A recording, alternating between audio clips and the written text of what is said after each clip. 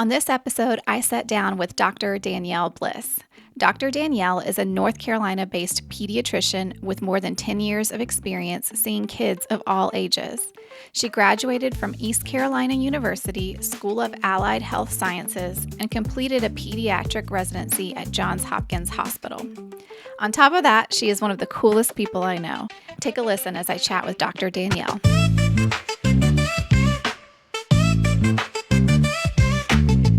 Danielle, thank you so much for coming to Break Room Mom. I'm so excited to have you here today. Thank you for having me. I'm excited. Absolutely. Slightly nervous, but excited. You shouldn't be nervous. You should not be nervous. So how we know each other, you are my children's pediatrician and have been for 8 years, almost, which is amazing. And you're so good at your job, and we love coming to see you, and my kids love you. Thanks. I love them. They're so sweet. All right. Your kids are ages, remind me. 3 and 6. 3 and 6. Yeah. So you're with kids all day, and then you go home and you're with your kids. So it's a lot of kids. A lot of kids. That's awesome. A lot of kids. That's awesome. I know that you have been working for over 10 years as a pediatrician, and we're going to get into a whole bunch of questions that I have for you and that my friends had for you. I told them, I was like, if we could corner a pediatrician for an hour, what would we ask? Oh, I love it. But before we do that, I want to do something really fun, which is to talk about our turn for a tantrum, where we get 60 seconds plus or minus to vent about anything we want to. It's our turn, and we're going to let it all out. So I'm going to let you go first. Okay. Biggest tantrum that I had recently was Spirit Week. I have fond memories of Spirit Week as a child. Oh my gosh. But Spirit Week as an adult, and then I have one kid in daycare and one kid in elementary school, and they had Spirit Week the exact same week, and my husband was out of town, and so I have it labeled on the fridge. I'm like, this kid's in their pajamas, and this kid's dressed like a Smurf, and then this one's dressed like a food, and then this one has to dress like their teacher. It's the actual worst. It's a lot. It's the worst. It's a lot. Yeah. And I think what they don't realize is the onus falls to the parents. Yes. It's not like the kids are going to wake up and be like, I need to do this today and know exactly what to pick out. The onus definitely falls to the parents. Yeah. I get it. And then you have a 3-year-old who's like, I don't want to wear this. I want to wear this. I'm like, you're going to be the only kid not dressed up. And then they're going to judge me. Because I'm also the mom that never drops you off or picks you up. And I'm going to be the kid that's not dressed for Spirit Week. So. Oh my gosh. That's my tantrum. I get it. Let's simplify Spirit Week. Yeah. Yeah. And then we have color days at school. They're like, oh, today you wear brown. I'm like, my daughter doesn't own anything brown. Brown. Yeah. Weird colors. Oh, wow. On top of Spirit Week, you have color days. Every month. Every month? Every month.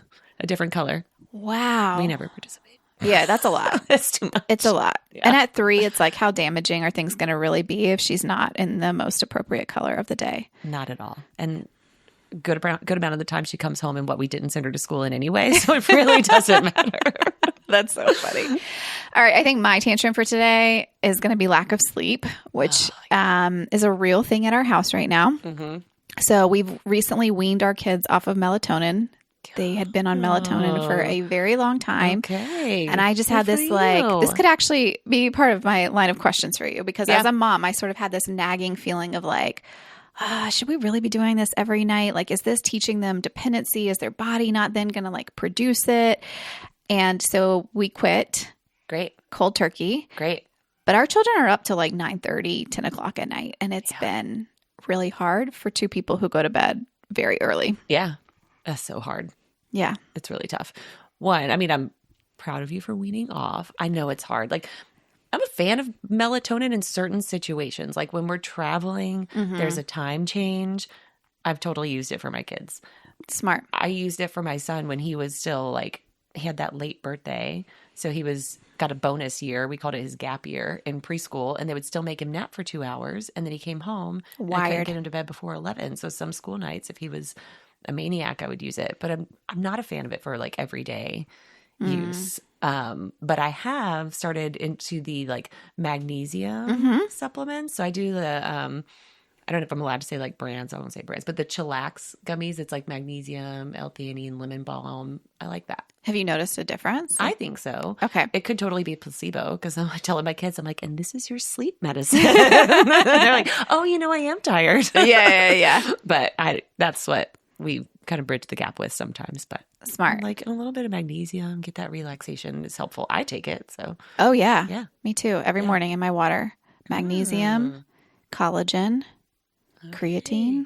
Just love creatine. I know. The perimenopause cocktail. Yeah. Mine's collagen, protein powder, creatine. I joke. I'm like, half of my morning is just like powdered foods, and that's terrible. But then I start with like pre-workout before the gym. I'm like, everything I consume is powder before 9 a.m. All right. I want to start asking you some questions. I'm ready. All right. What are you seeing right now in the office most frequently? And let's do it. I guess we could start with different age breakdowns because it's probably like it runs the gamut, I'm sure. Oh, yeah. So let's talk maybe like infants and toddlers. What are you seeing most frequently right now? I mean, now it's like respiratory season is in full swing.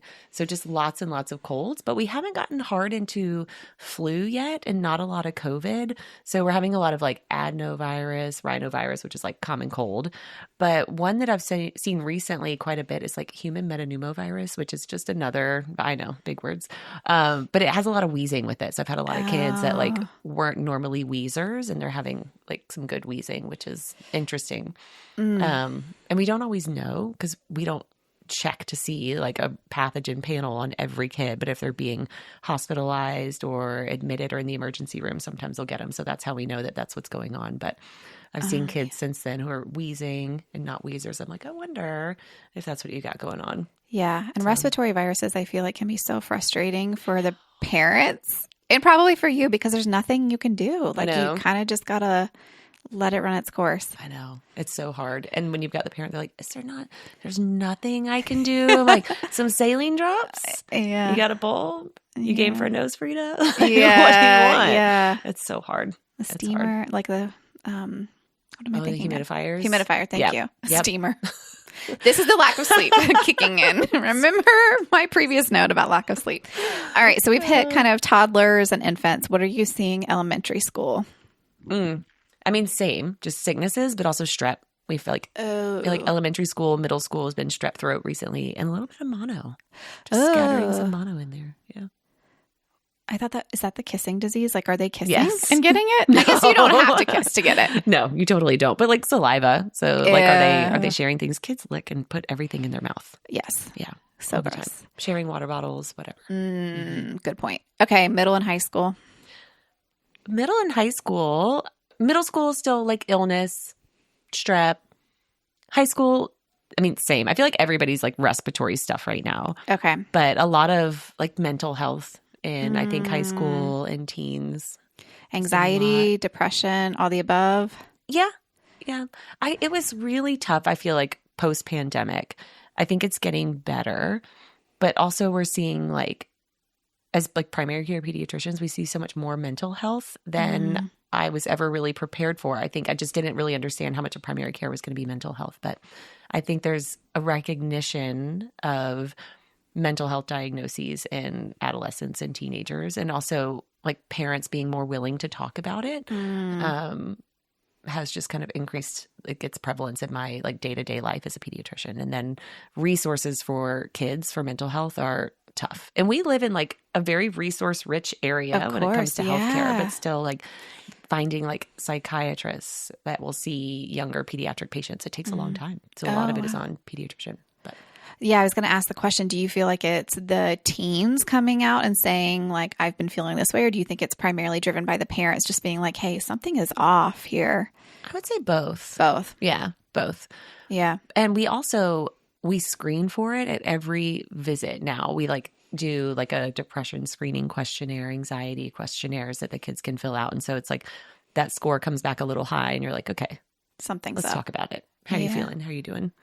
That kind of makes me sad. I mean, it's great. I think you're exactly right. Like the awareness of them and maybe perhaps like earlier identification, but it makes me sad because this should really be a carefree time in their lives. I know. It's not. I mean, I think back like if we had to grow up with all of the things that kids are growing up with today, like we had a pandemic, like these kids were like home and middle school and in like this terrifying time. And then now they're growing up with like social media and it's a lot. It's a lot. It's a lot. Yeah. It's a lot.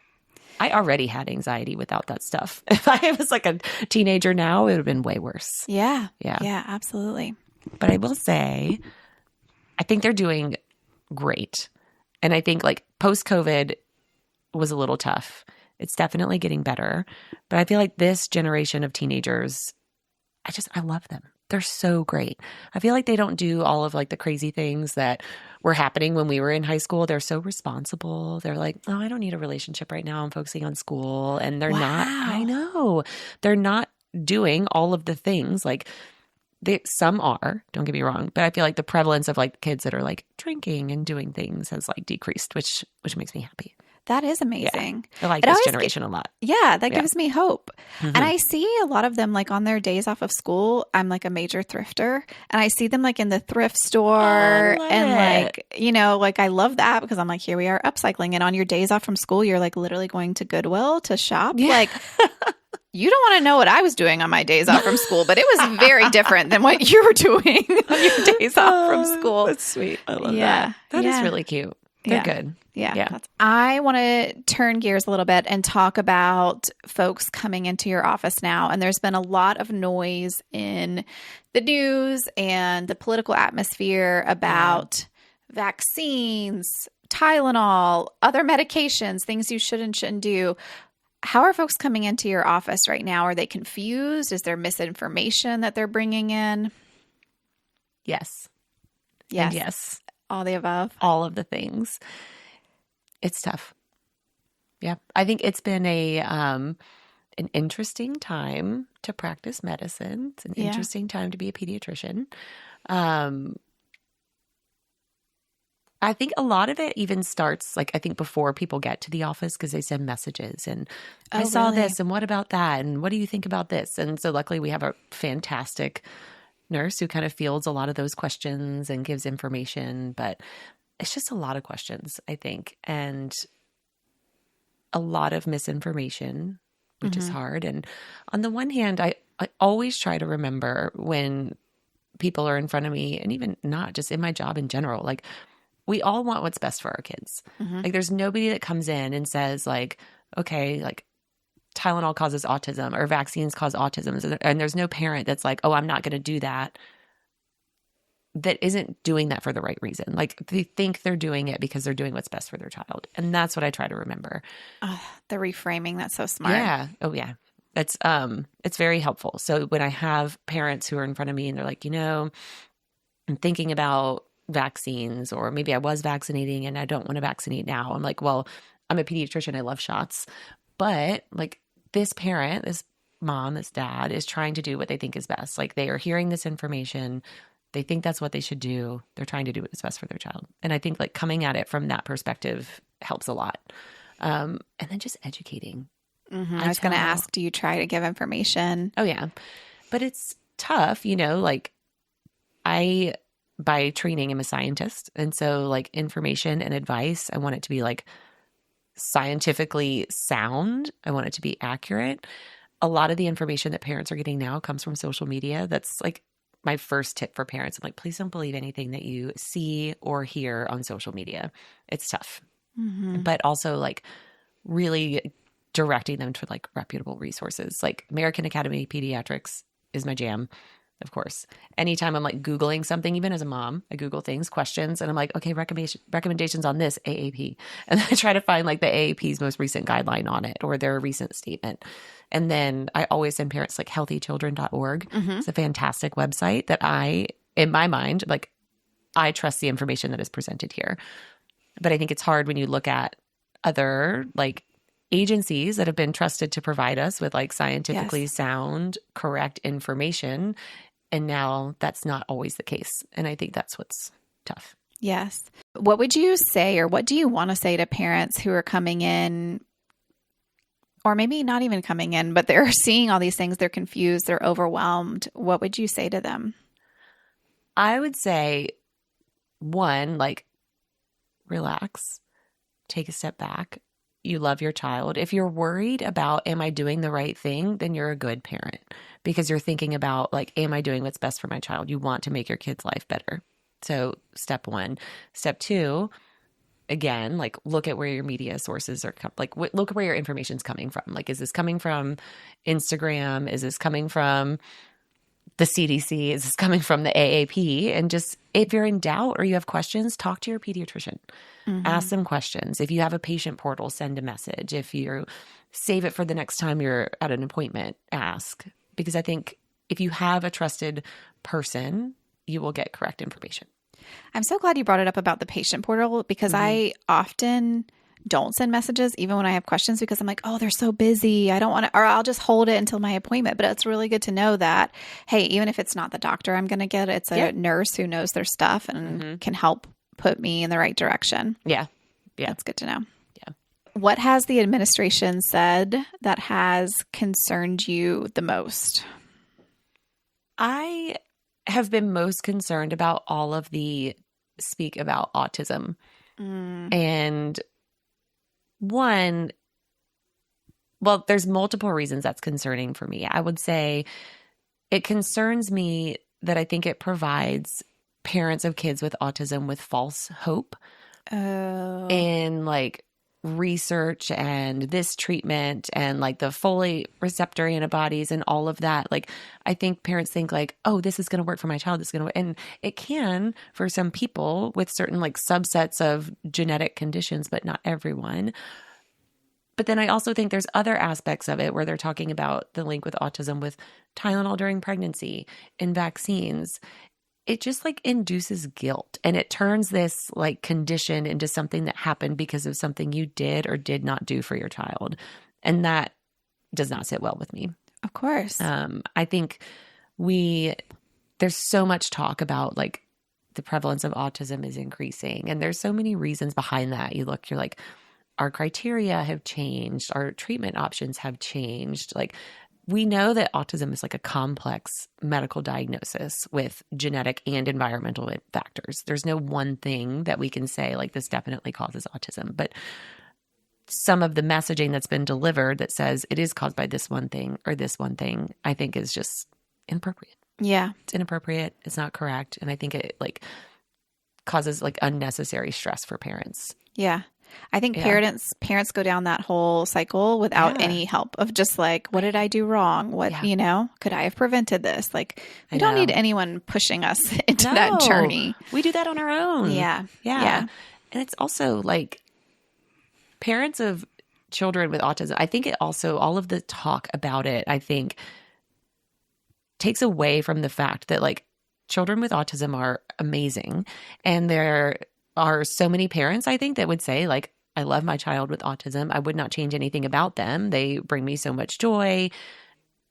And I think that like making it the attitude, which makes it seem like it's this stigma, terrible thing, this stigma, takes away from that. Yeah. I think we need to focus more on how do we support people with autism? How do we support families of children with autism? How do we help provide resources for them, not just in childhood, but through adulthood? And I wish we would focus more on that. Yeah.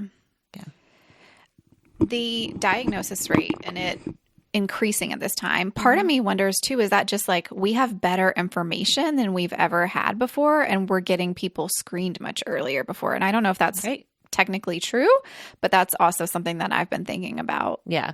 Amid all this noise. We screen so much, and we even like looking back in like years of like pediatric primary care practices, like we used to screen with like at 18 months and at 24 months. And then now we're screening at like 18 and 24 and 30 and 36. And you're just getting so much more information. Yes. And then rolling out like electronic medical records and like pre-check-in for your visits just allows us to screen for and gather so much more information ahead of the appointment. And so you're getting a lot more, which is nice. Sometimes more information is not great, but sometimes it is. Yeah. In this instance, it is nice. Yeah. Being a pediatrician, I think I have this theory that you're probably innately a better parent than I am, which I don't know if that's true or not. Probably not. But are there things that you would not let your children do based on the fact that you're a pediatrician and you've seen some things? Absolutely. Tell me what those are. Baby carrots. Baby carrots. Raw baby carrots. Never going to happen. Why? Maybe I when feed they're my in kids college. though all the time. I think it's hard. Like, and that's my husband and I talk. I'm like, when you've seen one case of a bad outcome for something, you're like, never again. I also like my kids are 6 and 3. I still cut their grapes. Mm-hmm. It is, yeah. So choking is the thing for you. Choking makes me nervous. Like, I still won't let my 6-year-old eat nuts without me sitting right there. Like, what are you doing? You okay? You choking? Yeah. But raw baby carrots are a huge no-no for me. I remember walking in to pick up my son from daycare. He was like 2.5. And I came in there like, oh, you picked him up during snack. That's okay. You can take it in the car with him. And they handed me a cup of just raw baby carrots and my 2.5-year-old. And I was like, you have like 18 2-year-olds in here eating these with only 2 teachers. And now you want me to feed them to my kid in the back of my car.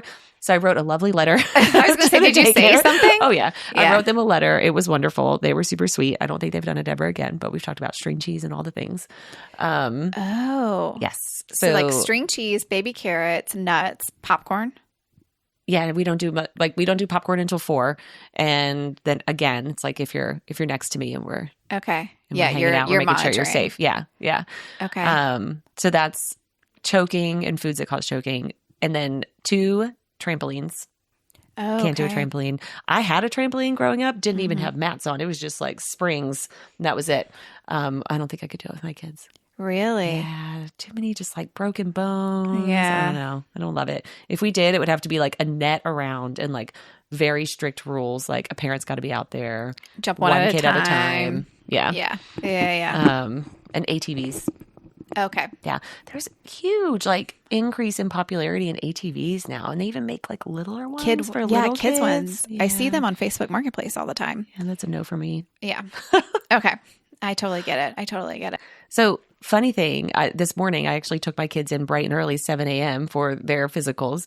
And I asked Dr. Hannah beforehand, I was like, okay, this is what I need you to talk about. Like, we got to talk about veggies. My kids are terrible at eating veggies.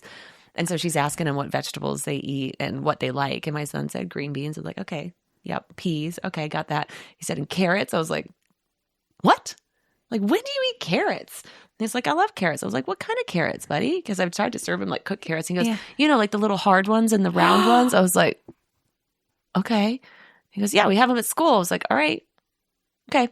But I'd be totally fine giving them to him at home. But I'd probably just do like the stick version or like the chips, carrot chips. Those are great. Yeah. Dip them in hummus. Oh, yeah. So good.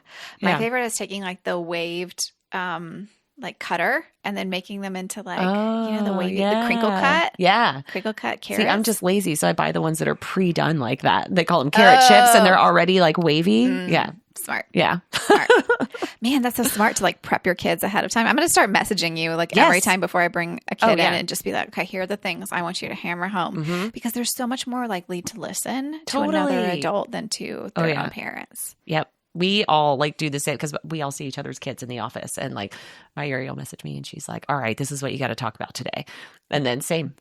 And I have parents do that all the time. There's like send me a My Chart message ahead of time. They're like, this is what I need you to talk about today. Or I'm going to step out. When I step out, I really want you to talk to them about this. I'm like, great. Yeah. Makes it easier. This might be your cheat code. It's like this right here may be your cheat code for your doctor's appointment. That is so smart. Yeah. Yeah. So we talked a little bit about obviously like the misinformation out there that's coming from what used to be very trusted people and bodies. Social media also has its wealth of misinformation. So what trend or misinformation are you seeing the most that people are coming in and talking about? Well, right now it's essentially like folate receptor and folate supplementation for autism. Okay. I feel like that's been big in the media recently. It also just depends. And it's so funny. We laugh about it. Like, I don't laugh about it, but every year, like at different times of year, you get different questions that are just coming up like from social media. Like in the summer, like when that starts, we always start to hear about like dry drowning and questions about dry drowning. Or like, because I know you saw some stories about it on social media. Yeah. And so it's like, there's like a temporal variability. So it depends on the time of year. You'll get different questions. That's interesting. So like trends. It's a lot. And then we have like, depending on, because there's like some of the people in our office are on social media and so they're like, oh, you're going to start getting questions about this. I'm like, oh, can't wait. Can't wait for that. I know. I see all the time these like homeopathic things where it's like they've cut up onion slices and they put them on their children's feet or whatever to soak out all the toxins. You know, I'm not mad about that one. Really? You're not going to cause any harm. Your kid's feet might smell like onions, but I don't know. I also think that is like, I wonder about the origins of that because I feel like that's a very old like remedy. Yeah. I've heard like onions, potatoes. Mm-hmm. I've never tried it. I did it once on my feet because I was like, I want to. I took one for the team. I was like, I'm going to try this. I did. So good. An onion because I think I had like remnants of a head cold or something like that. Yeah. You know, and it's just the annoying kind of like drainage and all that kind of stuff. So I did that. Couldn't tell like a difference to be honest with you, and I think I just threw away the pair of socks the next day because I was like, "These are gross." Yeah, good. Sock. Okay, onion. The layers went onion, plastic wrap, and then socks. Okay, but it was just like very gross when I woke up. I wonder, is it supposed to be like a Vicks? A lot of people put like Vicks on the baby's feet. Put like Vicks vapor rub. Like hear that one a lot too. Well, what I heard on the reputable source of social media was it was supposed to actually like draw out the toxins in my body. Oh, I don't know how, but I'm gonna have to look into the origin story of the onion feet. Now I need to know. I need to know where that came from. Don't worry. It's going to have its season and people will just start coming and asking you. Well, it's respiratory season. Why have I not heard of it yet? Yeah, you will. Don't worry about it. I give it till January and you're going to start hearing all about it. Probably. I am convinced, I think that because everybody does it and women have been having kids for so long that people are like, oh yeah, like childbirth. I'm like, my first thing always the newborn visits, I'm like, how are you? How are you doing? How are you recovering? How's your body? How's your mind? Because baby's fine.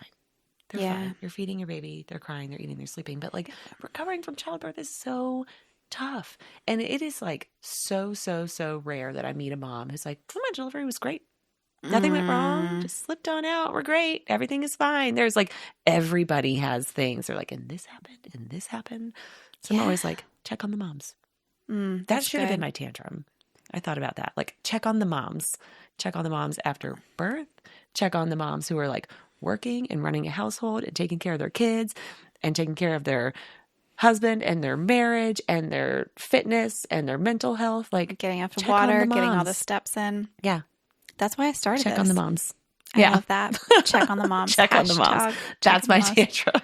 Yeah, I get it. Yeah, you're right. Now that I think about it, I don't think I've had a single friend who was just easy breezy, lemon squeezy. No, nobody. Nobody. There's always something. No, if you're a G5, maybe you're on fifth one, you're oh yeah, that was great. Wonderful. And those are the people that should have 5 children because you were made for this. Yeah. Not me. No. So we hit on the fact that it's respiratory season. We're going to start seeing all the common colds, all the flus, hopefully less COVID than we've seen in the past. But do you have any immunity hacks or things that parents can be doing now to make sure that we're not bringing these into our house? Get your flu shot. Step 1. Step 1, get the flu shot. Get the flu shot. And just wash your hands. Wash your hands. Get the flu shot. And teach your kids to wash their hands. My kids could be much better about washing their hands. I always have to check my son. I'm did you wash your hands? Yes, I did. Let me smell them. And then teaching them wash your hands before you eat, after you go to the bathroom, when you get home. But other than that, it's going to happen. I know there's so much information and parents are do we need vitamins and elderberry and zinc and vitamin C? And are they going to be harmful? No, probably not. But is it really going to keep your kid from getting the flu? No. Is it going to make their flu less if they get it? Probably not. But what does work is washing your hands and getting the flu shot. So love it. Yeah. And if they get sick, yes, do you recommend vitamin C or zinc just to? No, doesn't matter. I don't. You're they're sick. I'm you are sick, symptomatic. Let's supportive your care. Your body's going to fight it. Ride. Yeah. That being said, there's also I do believe in good, varied diet, getting all the vitamins and nutrients and minerals that you need. A kid that just lives their life on buttered noodles, might have a hard time fighting off that infection. And maybe you want to have a little bit of extra vitamin C and zinc, but for the most part, no. Well, you brought up eating and buttered noodles, which, just for a reference point, my daughter had for lunch today. I do love buttered noodles. My kids love buttered noodles. That's why it got brought up. Oh my gosh. But I do want to talk about eating because that is something that comes up all the time with my mom friends is just picky eaters, this focus on protein, like all the things. So can you talk to me, like how much protein does a typical child like really need? Like, are they going to be okay, basically? The kids are all right. The kids are going to be okay. It is so funny. I like spend so much of my day talking to other parents about eating and picky eating. And I always talk to parents like, before I became a mom, I never thought I would stress so much about what another human being eats ever. Yeah. But kids are picky and they're probably fine. That's why I love growth charts. So when I have a parent comes in, they're like, oh, they don't eat anything. I turn around, I'm like, they're eating something because they're growing right along this curve and it's looking really good. But protein and like how much protein do kids need in a day? I mean, you look it up and it's like, oh, like 10 to 30% of their calories. And you can find numbers, but like, I don't have time to count macros for myself. I'm not doing that for my kids. Seems like a lot. It seems like a lot. For the most part, I tell parents like variety is important. Whole-ish foods are important. I'm not going to tell you that my kids don't eat chicken nuggets. They totally eat chicken nuggets. And there's times when I'm like, that might be the only meat that my kid has eaten in a week. We're all just like trying to survive. But protein is in so many different foods. Like there's protein in like milk, cheese, yogurt, cottage cheese, like peanut butter, hummus, lentils, tofu, chicken, meat, all the things. So you can find things that your kid can eat. And I think like your kid doesn't need as much protein as you think they do. Like if they eat like 3 chicken nuggets with dinner and then have a couple glasses of milk and maybe a yogurt throughout the day, that's enough protein for the whole day. And I think we just don't need to stress about it. That's reassuring because it is like all the buzz right now is this idea of protein. Yeah. So this is reassuring. Yeah. Thank you. Yeah. And I think dairy is a big fallback for us. And I think like, I'm like, oh, Huge no dairy, for us. because I think probably for our age group, dairy's like, you know, can be hit or miss. But the reality is, if I think about my childhood, it was like a big tall glass of milk with dinner every day and cheeses and all kinds of things. Yep. I would say like the bulk of my kids' protein probably comes from dairy. Yeah. And peanut butter. But This is also, I think my rules are like, so all you can do is offer.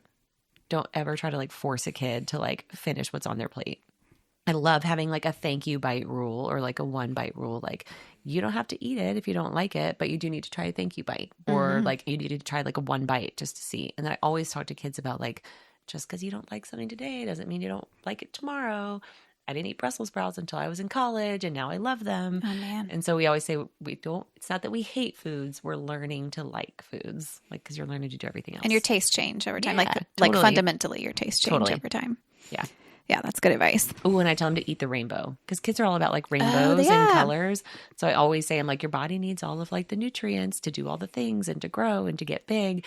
And so I tell them, and like I'll talk through it with kids in the office. I'm like, you have to eat a fruit or a vegetable of every color of the rainbow. And so we go through, I'm like, okay, what are you going to eat that's red and orange and yellow? And then we get to blue and I'm like, you're kind of stuck. You get blueberries, but everyone loves blueberries. Yeah. That's an easy one. Yeah. And I think that's like helpful. And so like they can't just eat everything that's green or everything that's orange. You got to switch it up.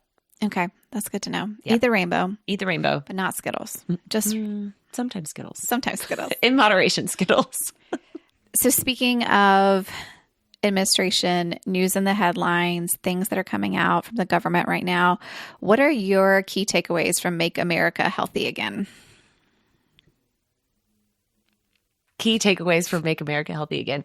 So I would say that like in theory, I love it. Right? Like I'm never going to say, oh, I don't want to make America healthy. What's that about? I do want to make America healthy.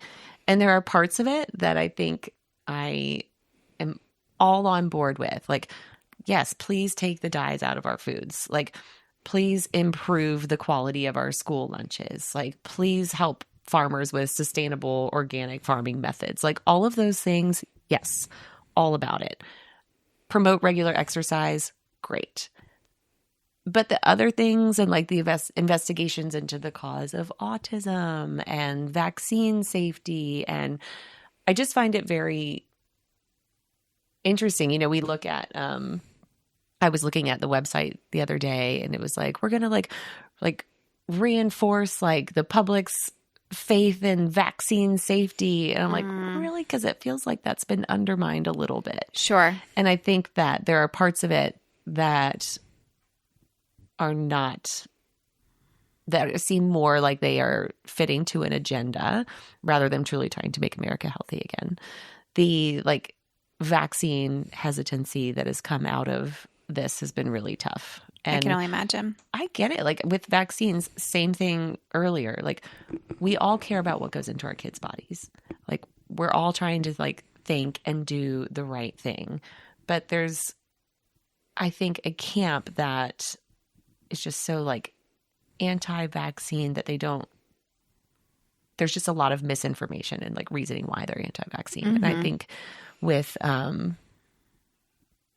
yeah, it's really been that part that's come out of like the Make America Healthy Again and the like autism information that's come out that I have not enjoyed. And unfortunately, I feel like of that whole campaign, that is what is being like screamed given the loudest most attention. Given the most attention. And I just don't, it's not my fave. Yep. Totally get it. I think I'm right there with you in that it's like some good and some not so good. And Sean has to bring me back down to earth and remind me that that's true of a lot of things that are going on with this current administration, not just the Make America Healthy Again initiative. You just have to look at things in totality. Yes. Which is sometimes difficult, to your point, when the loudest voice is something that is not necessarily true. Yeah, it's hard.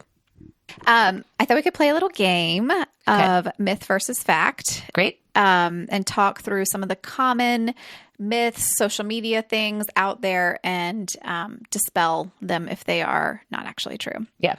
So there's some talk right now about like raw or unpasteurized milk versus pasteurized milk. You don't want me to ask you that one? No, you can ask it. Oh. I'm just like, but there does seem to be some like people who feel very strongly about serving their kids raw milk. So I just want to hear from you. Thoughts on that one? that's going to be a no from me. No for you. Yeah, that's going to be a no for me. Like bacteria, E. coli, like all the things. Yeah, the risk is too high. It's not worth the reward necessarily. No. What do you think the benefits that they're feeling from raw milk are? Just I don't know. Like more quote unquote more natural? I don't know. Where I am not on social media anymore. I had to get off of it like 2 years ago because of things like this. Because then I would probably be sitting here like, should I be giving my kids unpasteurized milk? Even though I'm like a medical doctor, I'm like, no, probably not. But it just gets in your head. You're like, should I be doing this? I think it's probably the rise in like homesteading. Yeah. There's a lot of people that are like, quote unquote, on this homesteading train. Oh yeah. One of my best friends is like, she talks about, she's like got this amazing garden and she's doing like fantastic things. I don't think she's gone to unpasteurized milk yet, but I don't know. It's the bacteria for me. I don't know. I can't do that. Yeah.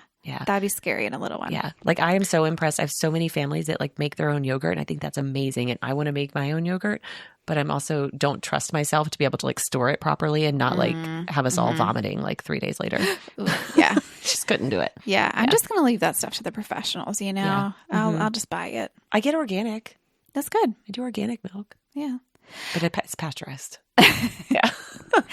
My mom still to this day believes in this theory, so I'd love to know what you think of it. Feed a fever, starve a cold. So if you have a fever, cool the body down, unless it's related to a cold, in which case you're just supposed to like let it ride. I am not afraid of a fever. Really? Yeah. No, I think we're sort of like getting out of this. Like anytime you have a fever, you have to treat it. Like when I have a fever, I'm like, fever's a good thing. Like it means your body is like fighting infection. It's doing what it's supposed to be doing. Your body needs like that elevated temperature as part of this, like fighting off this infection. So if my kids have a fever, I mean, even the other day, the kids had temps of like 103.5 and they were fine. They were happy. I'm like, okay, great. Wow. It's fine. Yeah. I'm like, if the fever is going up like higher, or they're miserable and they don't want to eat and they don't want to drink because they feel terrible, give them meds, like help get that temperature down. But otherwise, I'm like, no. I mean, I think a lot of people worry about like febrile seizures and things, but like it's going to happen whether you treat the fever or not. And there's no like number or like temperature that says like you're more likely to have a febrile seizure at like a certain set point. So no, Okay. I say let it happen. Okay. All right. Yeah. You'll laugh at this one. Okay. No red and green M&Ms. Which was told to my children, and now they are terrified of red and green M&Ms to the point that they pick them out of the bunch and put them to the side. I think that they were told that that contained the most artificial dyes, and so they should not eat them. Thoughts on that? I would say that is very festive of your children, and I hope that they're like saving them to make Christmas crafts. No, I mean, I feel like same with the Skittles, like in the food dye. Like I would love it if all food dyes were out of our foods. That would be fantastic. But I don't think that there's any difference in the red or the blue. But I don't know. I'm not in the factory making the M&Ms. But if I'm going to eat M&Ms, I'm going to eat all the M&Ms. I'm not going to pick a certain color out. Yeah, you're not going to discriminate against the red and green ones. All right. So what I'm taking away from that is food dyes in moderation / find alternatives if you can. Yeah. But if you're going to indulge, there's no point in ruling out any of the colors necessarily. Just eat the M&Ms. And enjoy them. Especially while you're young. Yeah. I like to peel the shells off. Oh, do you? Yeah, and then eat the shells and then the inside.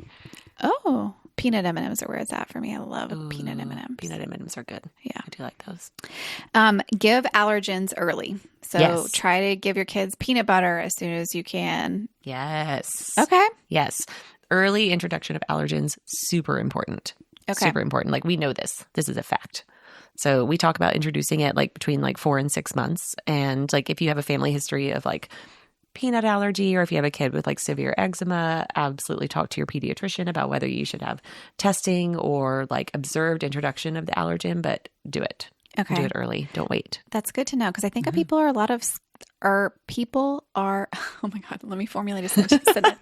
That's good to know because I think people are generally scared to give such young ones allergens because it's like, you know, is your baby going to choke and not breathe and all that kind of stuff. But you're just saying do it and monitor. Yeah. And it probably won't create problems for you down the road. Yes. I mean, we know like that earlier introduction helps like decrease your risk of like serious allergic reaction.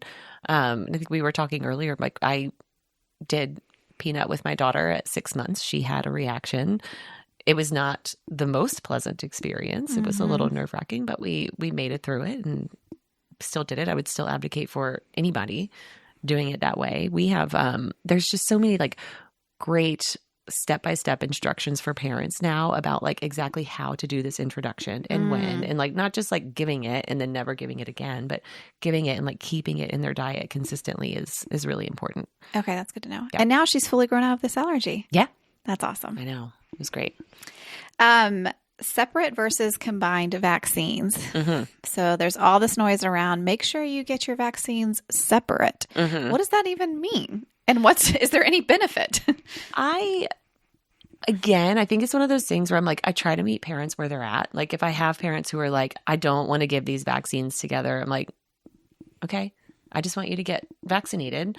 There's certain rules, like there's certain vaccines that like you need to like live vaccines or like our MMR, varicella. Like if you don't get them together, they have to be separated by X amount of time, all of these kinds of rules. But for the most part, I believe in giving vaccines together, giving them at the same time. One, less visits to the doctor, which as a working mom, that matters to me. Like less traumatic experiences at the doctor for your kid. I think there's like some evidence that shows a more robust immune response when you get them together.